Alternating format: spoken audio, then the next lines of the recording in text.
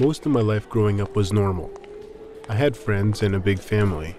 I was on track for college, and I was also in student activities and clubs. I was also 16, and we went out for fun. But as a minority, it was harder to find comfortable spaces. One day, my boyfriend tested positive for HIV and told me I should get checked because I could have it. Not even my friends knew I was sexually active. I ended the relationship and had to ask my best friend to take me to get tested. I was told the results were inconclusive and I should get tested again. My friend asked if I wanted to go to another clinic, but I just told him to go home and please not tell anyone. I just assumed I would die and didn't know my options, so I didn't get tested again.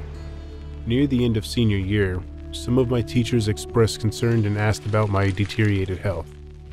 I almost fainted when I spoke at graduation. Eventually, I had to take a physical for college admittance, and I realized I couldn't hide any longer. Our family pediatrician said I tested positive for HIV. I wasn't surprised. She referred me to start treatment immediately. My mom was sad the whole drive to my college, but I asked her to keep my diagnosis a secret to the rest of the family. My university was in the Midwest, so I felt very out of place, and I hid my condition. I figured people like me were rejected or shut. My body had been telling me I needed help and I ignored it. But now I had access to patient education and support from the community.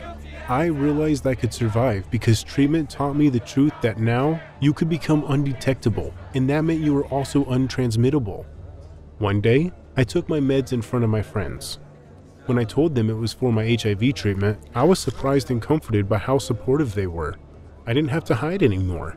I was proud of my identity, and I realized I could help others confront their fears and find treatment to survive.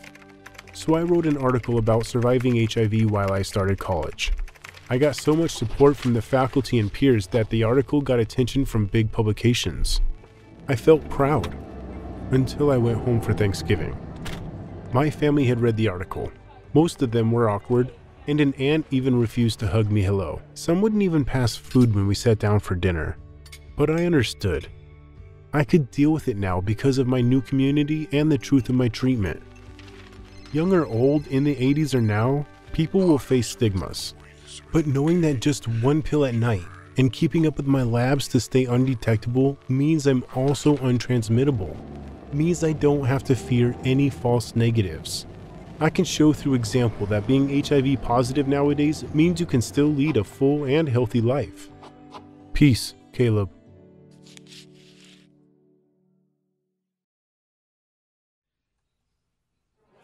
People living with HIV, who take their medication as prescribed and have an undetectable viral load, stay healthy and have, effectively, no risk of transmitting HIV to their sexual partners.